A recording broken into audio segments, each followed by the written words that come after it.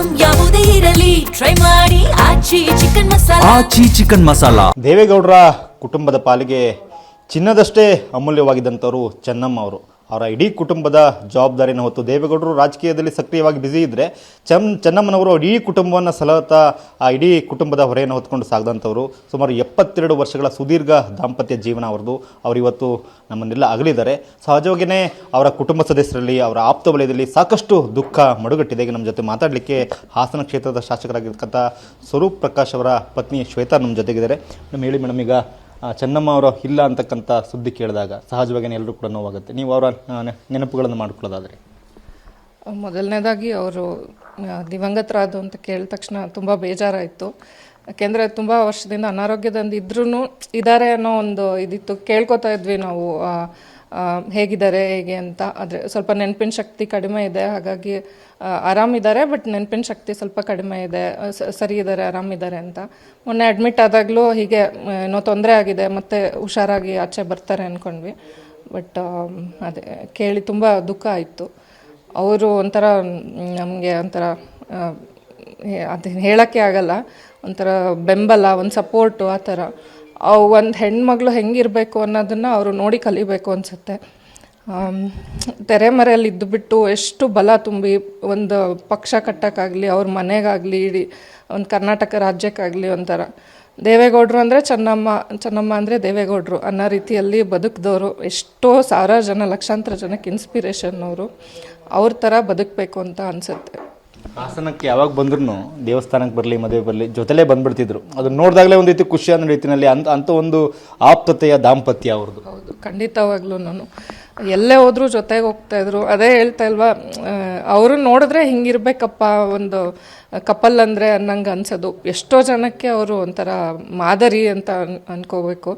ಅವರು ನೋಡಿ ನಾವು ಜೀವನದ ಪಾಠಗಳನ್ನ ಕಲಿಬೇಕು ಅನ್ಸುತ್ತೆ. ಯಾಕೆಂದರೆ ಅವರು ಅಷ್ಟು ದೊಡ್ಡ ಇದರಲ್ಲಿ ಇದ್ದಿದ್ದವ್ರು ಅಂತಂಥವ್ರನ್ನ ಅವ್ರು ಹ್ಯಾಂಡಲ್ ಮಾಡಬೇಕಿತ್ತು. ಒಂದು ಮನೆ ನಡೆಸೋದಾಗಲಿ, ಅವ್ರಿಗೆ ಸಪೋರ್ಟ್ ಆಗಲಿ, ಬೆಂಬಲ ಕೊಡೋಂಥದ್ದಾಗಲಿ, ಎಷ್ಟೊಂದು ಬರೀ ಅಡೆತಡೆಗಳು ಅದನ್ನೆಲ್ಲ ಎದುರಿಸಿ ಒಂಥರ ಅಷ್ಟು ಬಾಂಧವ್ಯದಿಂದ ಇರೋದು ಬಹಳ ಅಪರೂಪ ಮತ್ತು ಕಷ್ಟ ಸಾಧ್ಯ. ಅದು ಮಾತ್ರ ದೇವೇಗೌಡರು ಮುಖ್ಯಮಂತ್ರಿ ಆಗ್ತಾರೆ, ಪ್ರಧಾನಿ ಆಗ್ತಾರೆ. ಚೆನ್ನಮ್ಮ ಅವ್ರು ಮಾತ್ರ ಅದೇ ದೇವೇಗೌಡರ ಸಾಮಾನ್ಯ ಪತ್ನಿ ಥರನೇ ಜೀವನ ಮಾಡಿಬಿಡ್ತಾರೆ ಕೊನೆಯ ದಿನಗಳವರೆಗೂ ಕೂಡ. ಅವ್ರ ಬಗ್ಗೆ ನೋಡಿದಾಗ ಏನು ಅನಿಸುತ್ತೆ?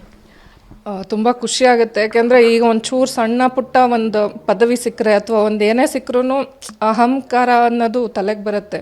ಅವ್ರು ನೋಡಿದ್ರೆ ಆ ಥರದ್ದು ಯಾವುದೂ ಇರಲಿಲ್ಲ. ಎಷ್ಟು ಸಾಮಾನ್ಯರಲ್ಲಿ ಸಾಮಾನ್ಯ. ಅದೇ ಹೇಳ್ದಂಗೆ ಎಂಥವರೇ ಹೋದ್ರೂ ಅಷ್ಟು ಆತ್ಮೀಯತೆಯಿಂದ ಮಾತಾಡ್ಸೋರು.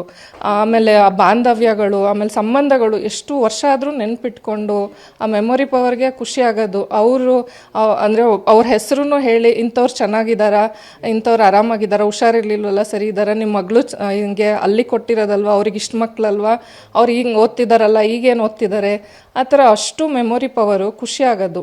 ನಾನು ಈಗ ಒಂದು 2 ವರ್ಷದ ಹಿಂದೆ ಭೇಟಿಯಾಗಿದ್ದು, ಮತ್ತು ಅದೇ ಸ್ವರೂಪ್ ಅವರು ಎಲೆಕ್ಷನ್ ಗೆದ್ದಾಗ ಭೇಟಿಯಾಗಿದ್ದು. ಅದಾದ ನಂತರ ಒಂಥರ ಹಾಸನಿಗೆ ಬಂದಿದ್ದರು. ಆವಾಗ ಅವ್ರಿಗೆ ಆಗ್ತಾನೆ ಇರಲಿಲ್ಲ. ಆದ್ರೂ ಅವ್ರಿಗೆ ಇವ್ರುಗಳಿಗೆ ಹೇಳಿಬಿಟ್ಟು ಕುಂಕುಮ ಕೊಡೋರಿಗೆ ಅಂದ್ಬಿಟ್ಟು ಅವ್ರು ತೊಗೊಬಂದ್ರೂ ಅವ್ರ ಕೈಲಿ ಕೊಡಿಸ್ಲಿಲ್ಲ, ಇವರೇ ಎದ್ದು ಆಗ್ತಾ ಇರಲಿಲ್ಲ. ನನಗೆ ಅಂದರೆ ಅದನ್ನು ಎಕ್ಸ್ಪ್ಲೈನ್ ಮಾಡೋಕ್ಕೂ ಆಗಲ್ಲ. ಅಂದರೆ ಒಬ್ಬರ ಬಗ್ಗೆ ಒಂದು ಪ್ರೀತಿ ಇದ್ದರೆ ಅದನ್ನು ಆಗದೇ ಇದ್ರೂ ಹೆಂಗೆ ವ್ಯಕ್ತಪಡಿಸ್ತಾರೆ ಅನ್ನೋದು. ಕುಂಕುಮ ಅರ್ಶಿನ ಇಟ್ಟು, ಕುಂಕುಮ ಇಟ್ಟು, ದೇವ್ರ ಮನೆಯಿಂದ ಅಕ್ಷತೆ ತರಿಸಿ, ಅವು ಮುಡ್ಸೋಕ್ಕೂ ಆಗ್ತಿರ್ಲಿಲ್ಲ, ಅಂತೂ ಮುಡಿಸಿ ಅಕ್ಷತೆ ಹಾಕಿ ಅದೆಲ್ಲ ಅಂದರೆ ನೆನೆಸ್ಕೊಂಡ್ರೆ ಅಂದರೆ ನಾವು ಅಷ್ಟು ಪ್ರೀತಿ ಸಿಕ್ತಲ್ಲ ಅಂತ ಖುಷಿನೂ ಆಗುತ್ತೆ. ಅಂದರೆ ಎಷ್ಟು ಬೇಗ ಕಳ್ಕೊಂಡ್ವಲ್ಲ ಅಂತ ದುಃಖನೂ ಆಗುತ್ತೆ. ಅತ್ಯಂತ ದೈವ ಭಕ್ತರು, ಒಬ್ಬ ಪಕ್ಕ ಭಾರತೀಯ ನಾರಿ ಥರ ಬದುಕನ್ನು ನಡೆಸಿ ಹೋದಂಥವ್ರು. ಅವರ ಬದುಕಿನ ರೀತಿಯೇ ಒಂದಷ್ಟು ಆದರ್ಶಪ್ರಾಯವಾಗಿದೆ ಅಂತ. ಖಂಡಿತವಾಗ್ಲೂ ನಾವು ಮನೆಗೆ ಹೋದ್ರೂ ಅಷ್ಟೇ 12 ಗಂಟೆ 1 ಗಂಟೆ ಆದ್ರೂ ಪೂಜೆ ಮಾಡ್ತಿರೋರು. ಆಮೇಲೆ ಬಂದವ್ರಿಗೆ ಒಂದು ಊಟ ಸತ್ಕಾರ ಮಾಡೋದು, ಪ್ರೀತಿ ತೋರಿಸೋದು, ಅದನ್ನು ಅಂದರೆ ನಾನು ಆ ಥರ ವ್ಯಕ್ತಿನ ನನ್ನ ಲೈಫಲ್ಲೇ ನೋಡಿಲ್ಲ ಅನಿಸುತ್ತೆ, ಮುಂದೆನೂ ನೋಡಲ್ಲ ಅಂದ್ಕೊತೀನಿ. ಅಷ್ಟು ಪ್ರೀತಿ, ಅದನ್ನು ಹೇಳೋಕ್ಕೆ ಆಗಲ್ಲ. ಅಷ್ಟು ಆತ್ಮೀಯತೆ, ಅಷ್ಟು ಪ್ರೀತಿ, ಒಂಥರ ಸೆಲ್ಫ್ಲೆಸ್ ಆಗಿ ಪ್ರೀತಿ ಮಾಡ್ತಾರೆ. ಒಂಥರ ಒಂದು ಜಾತಿ ಅಥವಾ ಧರ್ಮ ಅಥವಾ ದೊಡ್ಡವರು ಚಿಕ್ಕವರು ಬಡವರು ಶ್ರೀಮಂತರು ಒಂದೇ ರೀತಿಲಿ ಅಷ್ಟು ಪ್ರೀತಿ ಮಾಡ್ತಾರೆ. ನಿಜವೂ ಅಂದರೆ ನಾವು ಪುಣ್ಯ ಮಾಡಿದ್ವಿ ಅವ್ರದ್ದು ಒಡನಾಟ ಇಟ್ಕೊಂಡಿರೋದಕ್ಕೆ ಅಂತಲೂ ಹೇಳ್ಬೋದು. ಬಟ್ ಕಳ್ಕೊಂಡಿರೋ ದುಃಖ ಅದಕ್ಕಿಂತ ಜಾಸ್ತಿ ಇದೆ.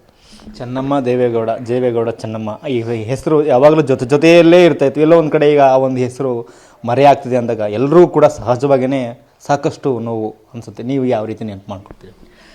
ಖಂಡಿತ ಅವ್ರು ಅದು ಹೆಂಗೆ ತಡ್ಕೋತಾರೋ ಗೊತ್ತಿಲ್ಲ. ಅಷ್ಟು ಸುದೀರ್ಘ ಜೊತೆಯಲ್ಲಿ ಒಟ್ಟಿಗೆ ಬೆಳೆದಿರ್ತಾರೆ, ಚಿಕ್ಕ ವಯಸ್ಸಲ್ಲೇ ಮದುವೆ ಆಗಿ ಒಟ್ಟಿಗೆ ಬೆಳೆದಿರ್ತಾರೆ, ಎಲ್ಲನೂ ನೋಡಿರ್ತಾರೆ. ಅವರಿಗೆ ಅದನ್ನು ತಡ್ಕೊಳ್ಳೋ ಶಕ್ತಿ ಕೊಡಲಿ ದೇವರು, ಭಗವಂತ ಅವ್ರಿಗೂ ಆರೋಗ್ಯ ಕೊಡಲಿ ಅಂತ ನಾನು ಕೇಳ್ಕೊತೀನಿ. ಇದಿಷ್ಟು ಸ್ವರೂಪ್ ಪ್ರಕಾಶ್ ಅವರ ಪತ್ನಿ ಶ್ವೇತಾ ಅವರ ಮಾತುಗಳು. ಕ್ಯಾಮ್ರಾಮನ್ ಮಹೇಶ್ ಜೊತೆ ಮಂಜುನಾಥ್ KB, TV9 ಹಾಸನ.